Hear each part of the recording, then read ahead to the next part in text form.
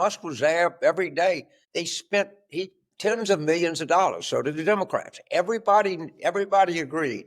Hey, this is the battle. We're going to fight it out right here on this turf. And they made it into, it wasn't like a sleepy state Supreme Court race that people don't overly pay attention to. This became a race with national implications because of they did it. They brought the attention to it.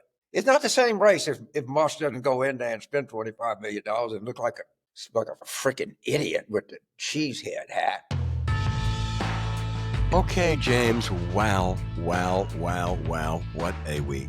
It took 10 weeks, but the Democrats finally had a big day Tuesday. I was skeptical, and I only watched a little bit of Senator Cory Booker's 25-hour marathon speech on the Senate floor, laying out the evils of the Trump presidency, but it was compelling and an energized Democrats. We are ready to fight, is the message from the New Jersey Democrat. Boy, was he good. And he beat Strom Thurmond's record. And on Wisconsin, state Supreme Court race, huge stakes, Trump's endorsement, Elon Musk pours in $25 million, deep involvement. There's worries about Democratic enthusiasm. But guess what? The Democrat, Susan Crawford, won. She not only won, she won in a landslide. She won by 10 points, and turnout was much bigger than that court race 2 years ago. That says something about energized Democrats in a swing state. At home, for Badger states, this 4-3 margin on the Supreme Court is important for abortion, for redistricting, for voting rights. But nationally, I think it sends a huge message that these swing state voters didn't vote for a government that goes after Social Security, cancer research, Gestapo tactics against law firms they don't like, or risk national security and pay no price. It was a stinging rebuttal to Elon Musk, who spent over 20, spent about 25, I think we'll find eventually. And he showed up Sunday in Green Bay with a cheese hat. He looked about as natural, James, as you and I would in a tutu. I mean, he just looked like a total fool. And Green Bay, by the way, is a Republican-leaning Brown county. It went Democratic. And maybe the secret Democratic message is send Elon in wherever there's a contest. But and while everybody else follows the votes in Dane and Milwaukee and the Milwaukee, Republican Milwaukee suburbs, I, following the advice of the great Ben Wickler, the best party chair in the country, look at smaller Sauk County, a middle American bellwether. Sauk went by 2 points for Trump. She carried it by 14 points, James. It was a banner day for Democrats, and Lord knows they needed it. Well, Sauk County is legendary in my world because Diane Friday, Paul Begala's wife, parents were from Sauk County. That's where Dan came from, Sauk County, Wisconsin. So we're very familiar with Sauk being the big bellwether. A couple of things. There's 400,000 more voted in 2025 than voted in 2023. I just got a thing that Ben Wickler put out. Every county improved its share over 2024. If somebody's vote, it's percent. Every county went up in percent in Wisconsin over the 2024 baseline. So this is something I think is really, really important. So Trump comes into office, and he's strong, he's active. The Democrats are disorganized. They're in disarray. It's the lowest rating any political party has ever had. But what happened during this whole 70-day period, Trump established himself in the minds of voters that he was doing things. He was strong. He was dominating the news cycle. And all of that turned out to actually be a good thing.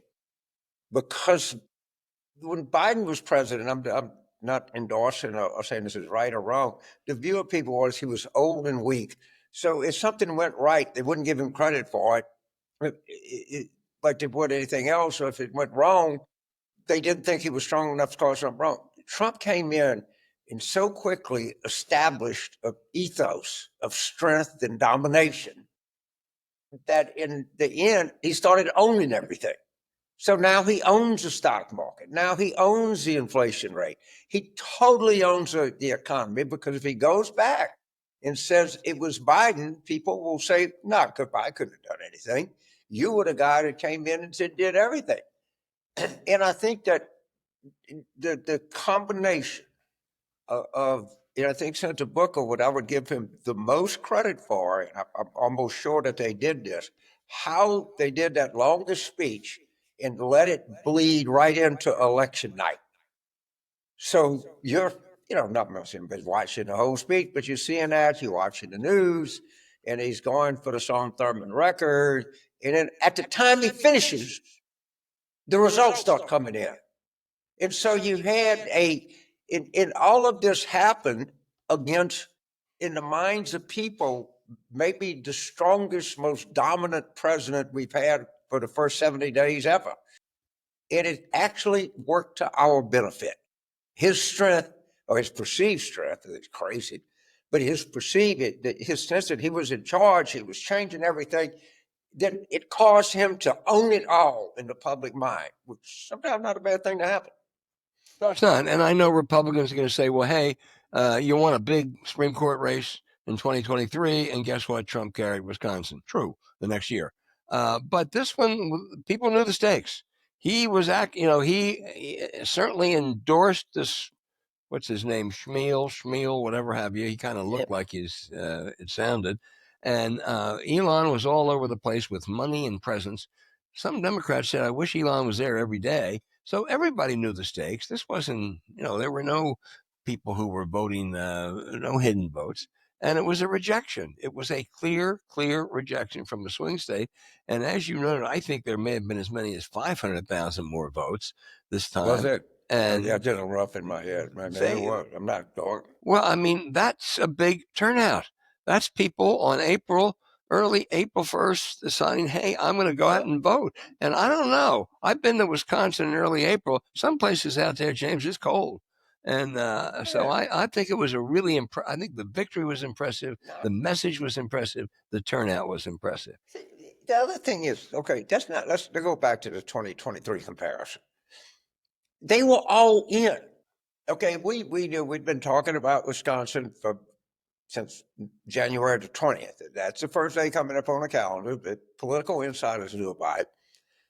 And Trump, he did video town halls or whatever they call it. He went in there. Musk was there every day. They spent tens of millions of dollars. So did the Democrats. Everybody agreed, hey, this is the battle. We're going to fight it out right here on this turf. And they made it wasn't like a sleepy state Supreme Court race that people don't overly pay attention to. This became a race with national implications because they did it. They brought the attention to it. It's not the same race if Musk doesn't go in there and spend $25 million and look like a freaking idiot with the cheese head hat. But a lot of this, we got a lot of help from them.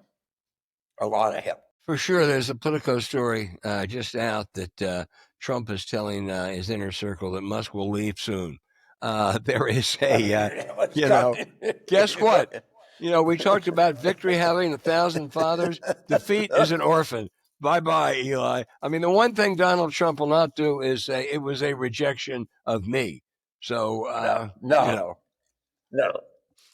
James, I would tell you, I never got engaged with the Florida special elections. I thought that Democrats spent a bunch of money. It was a wasted, I don't know, maybe fine to do, but there was no, I mean, those were plus 20 to 30 Republican districts, and they won by less than Trump did. I don't think that means anything either.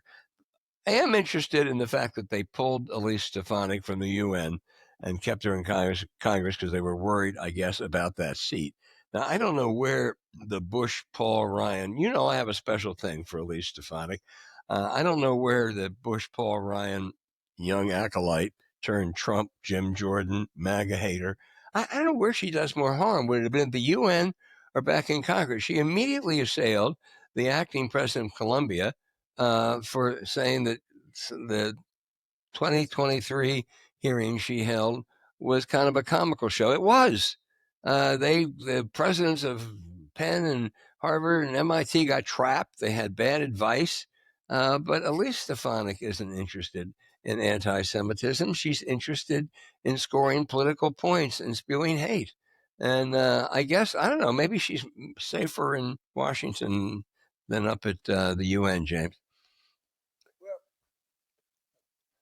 Interesting thing is the people at the Paul Weiss and all of the capitulators, they're not looking too good today. Oh, my God. And you know how bad history is going to treat these people? Oh. Do they have any idea? Go slow, because that's my outrage. Oh, no, I'm not going to, don't worry. But you're absolutely right. I mean, they made a bad choice. That's all. I mean, I can't wait for you outrage, and I think you own this, and you're justifiably angry about it as you should be. No, we can go on from there. But there was to me, there was one huge story, and that is this Jonathan Allen and this other woman that wrote this book on the 2024 campaign. Right. Reported that President Obama, when Biden dropped out, wanted to have a contested primary. Of course he did, because he knew it was at stake. And he could put a call in to Congressman Clyburn, who figured out what he was calling about. So he hurried up and he endorsed Harris to say he couldn't do it. And a lot of people, bragged that they shut down any talk of a contested primary right away. They got Biden to go along with it. And of course, now we know that the Biden people told Harris that she could not differ for him, have policy differentials with him. I'm just saying the Democrats of the United States were not served well by this process. Oh. They stopped, they stayed there until right to the very end. Then they wired it up where you couldn't have any contested convention, you couldn't do anything. And then they wired it up where the candidate could not break with the president, who would be in a 70% wrong track country. The more that we find out about this disaster of 2024, the more we're going to come to the reality that it was a self-engineered defeat. It did not have to happen, not at all. In any kind of an open process, I'm very confident would have way more than 50% chance would have led to victory for the Democrats. James, we just didn't give them anything they wanted. I think you're absolutely right. And it's true, as you have noted, she was the fifth team quarterback. She wouldn't break with Biden. It wasn't that she couldn't. He said don't. She should have. If she wanted to have any chance of winning, and she wasn't the best candidate, I will always believe that convention in Chicago, if she had said, I am very proud to have served under Joe Biden, we did a lot of good things, and then list all the good things we did, but we had one failing, and that was inflation. We have to do better, and here's my plan, and here's how I will differ. Biden would have been upset. Some of his people would have been upset. I think it would have opened the way for her at least to be more competitive. But she couldn't do it. She wouldn't do it.